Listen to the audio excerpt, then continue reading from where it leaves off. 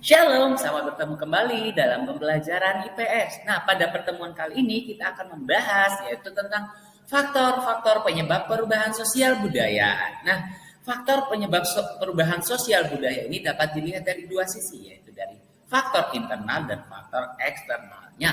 Ya, kalian bisa perhatikan faktor internalnya. Ya, kita akan membahas satu persatu faktor internal penyebab perubahan sosial budaya. Nah, faktor internal yang pertama yaitu berkaitan dengan perubahan jumlah penduduk atau dinamika penduduk. Ya, bertambah atau berkurangnya penduduk dalam suatu wilayah bisa menyebabkan terjadinya perubahan sosial baik di daerah tujuan maupun di daerah yang ditinggalkan. Nah, contohnya itu adalah urbanisasi ya. Kalau kalian masih ingat konsep urbanisasi yaitu adalah perpindahan penduduk dari desa ke kota ya. Otomatis ya masyarakat yang pindah ke di daerah perkotaan akan bisa saja menyebabkan terjadinya kepadatan di daerah perkotaan itu sendiri ya. Sedangkan bagaimana dengan daerah yang ditinggalkan, otomatis akan mempengaruhi sosial budayanya ya. Kalau kita lihat ya bisa saja kekurangan usia-usia produktif ya. Karena apa? Yang usia-usia produktif mereka lebih mengadakan urbanisasi ke daerah perkotaan sehingga lahan-lahan yang masih kosong yang ada di daerah pedesaan itu akan kurang dimanfaatkan semaksimalnya. Nah, itu salah satu ya bertambahnya jumlah penduduk atau contoh lainnya ya. Ketika masyarakat desa itu berurbanisasi ke daerah perkotaan, otomatis masyarakat desa itu akan menyesuaikan terhadap kebudayaan-kebudayaan yang baru yang ada di daerah perkotaan. Dan begitu pun sebaliknya ketika masyarakat perkotaan pindah ke daerah perdesaan atau ruralisasi, maka kebudayaan-kebudayaan baru, struktur sosial yang baru akan muncul di daerah pedesaan. Nah, yang kedua, adanya penemuan baru atau inovasi. Salah satu contoh sederhana itu adalah penemuan internet ya. Dengan adanya internet ini akan lebih membantu kita ya. Hari ini ketika kita belajar online di masa pandemi adanya inovasi sehingga pembelajaran hari ini dapat terlaksana dengan baik. Otomatis sistemnya pun kebudayaannya pun berubah ya. Dulu sebelum ada pandemi, Bapak Ibu guru menjelaskan Bapak Ibu guru menjelaskan secara langsung dan kalian datang ke sekolah. Kalau sekarang kalian cukup di rumah menggunakan Zoom dan berbagai aplikasi lainnya dalam menunjang aktivitas belajar. Ya, itu karena adanya inovasi dan lain sebagainya ya. Inovasi-inovasi lain itu dapat kalian temukan misalnya inovasi penggunaan handphone komputer dan listrik dan lain sebagainya, itu adalah inovasi. Nah, yang ketiga berkaitan dengan konflik sosial ya. Konflik sosial ini berkaitan dengan diantara bisa berupa konflik antara individu atau kelompok masyarakat yang dapat mendorong terjadinya suatu perubahan sosial. Misalnya konflik yang terjadi antara warga lokal dengan warga luar daerah ya. Nah, konflik itu tidak selalu bersifat negatif, tapi ada yang sifatnya positif ya. Kalau kalian masih ingat pembelajaran kelas 7 itu yang konflik yang mengarah kepada kebaikan itu namanya asosiatif ya, sedangkan ada konflik yang mengarah kepada pertentangan yaitu namanya disosiatif. Contoh sederhananya konflik atau pertentangan antara individu, misalnya antara si A dan si B ya.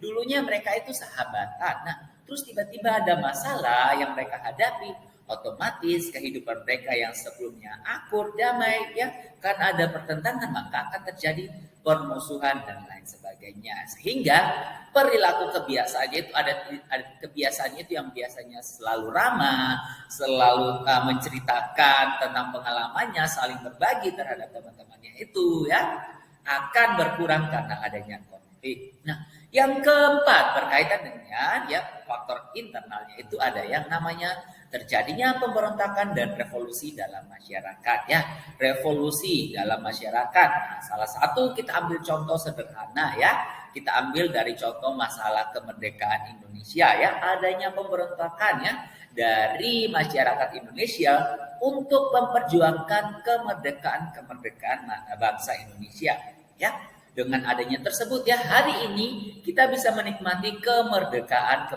itu sehingga kita tidak lagi dijajah oleh bangsa Belanda. Nah, itu faktor eksternalnya. Yang kedua, ada faktor internalnya. Nah, faktor eksternalnya itu sendiri ya, ada faktor eksternalnya, yaitu ada pengaruh kebudayaan lain, peperangan, perubahan lingkungan alam, dan perkembangan fintech. Nah, kita lihat yang pertama yaitu faktor eksternalnya berkaitan dengan perubahan lingkungan alam ya.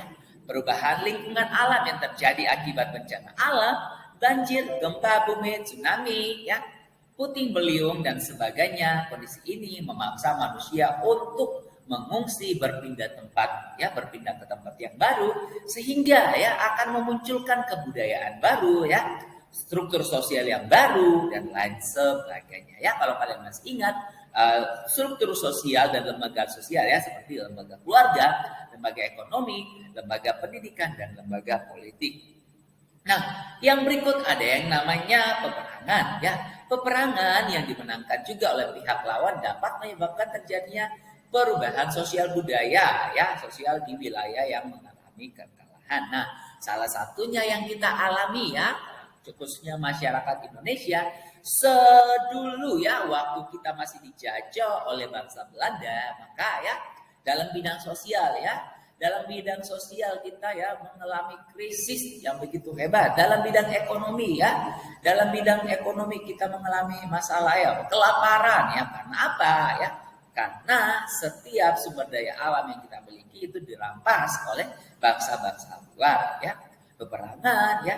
Dengan ada dalam bidang politik ya, dulu ya sistem pemerintahan kita ya itu masih dikuasai oleh Belanda. Nah, setelah kita merdeka maka muncullah pemimpin pahlawan merdeka ya. Tuh. Yang berikut pengaruh kebudayaan lain. Masuknya budaya lain ke suatu daerah itu juga sendiri ya bisa ya menukarkan ya kebudayaan asli maupun kebudayaan campuran ya. Pertukaran budaya maupun media massa dapat mempengaruhi budaya asli di wilayah tersebut. Contoh ya, pengaruh kebudayaan lain yang lagi gencar-gencarnya sekarang itu adalah fashion ya, dunia fashion. Ya, dunia anak-anak remaja sekarang itu lagi ngetren banget mengikuti fashion yang ala-ala Korea dan lain sebagainya. Padahal sebenarnya kebudayaan asli kita itu tidak seperti itu ya. Nah, itu salah satu contoh, atau gaya mode rambut ya dan lain sebagainya. Nah, proses pengaruh kebudayaan lain itu sendiri dapat dilihat dari 6 sisi ya. Kalau kalian perhatikan yaitu ada yang namanya difusi, akulturasi, asimilasi, penetrasi, invasi, dan milenialisme. Nah, untuk poin-poin penting menyangkut dengan proses pengaruh kebudayaan lain ini, kalian dapat cari ya pengertian dan konsepnya. So, thank you banget sudah join hari ini. Tetap semangat and God bless you. Bye-bye.